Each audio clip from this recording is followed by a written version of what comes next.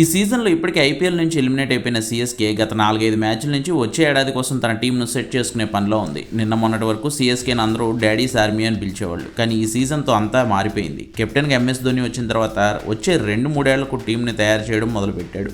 ఓపెనర్లుగా ఆయుష్ మాత్రే, షేక్ రషీద్ లాంటి కుర్రాళ్లకు అవకాశాలు ఇచ్చిన ధోని డెవాల్డ్ బ్రేవిస్ను మిడిల్ ఆర్డర్ ఫినిషర్ రోల్కి రెడీ చేస్తున్నాడు. నిన్న ఉర్విల్ పటేల్ అనే కొత్త ఆటగాడికి వన్డౌన్లో ఛాన్స్ ఇచ్చింది సీఎస్కే మేనేజ్మెంట్. సయ్యద్ ముస్తాక్ అలీ టోర్నీలో 28 బంతుల్లోనే సెంచరీ కొట్టి అందరినీ ఆశ్చర్యపరిచిన ఉర్విల్ నిన్న సీఎస్కే తరపున తొలి మ్యాచ్ ఆడి అందులోనే రాణించాడు. 11 బంతుల్లో 1 4, 4 సిక్సర్లతో 31 పరుగులు చేశాడు ఉర్విల్ పటేల్. ఆ తర్వాత బేబీ ఏబీగా పిలుచుకునే డెవాల్డ్ బ్రేవిస్ విధ్వంసం సృష్టించాడు. వైభవ్ అరోరా వేసిన 1 ఓవర్లోనే 3 6లు 3 4లతో 30 పరుగులు రాబట్టిన బ్రేవిస్ మ్యాచ్ స్వరూపాన్నే మార్చేయడంతో పాటు 25 బంతుల్లోనే 4 4లు 4 సిక్సర్లతో 52 పరుగులు చేసి చెన్నైను విన్నింగ్ ట్రాక్ ఎక్కించాడు.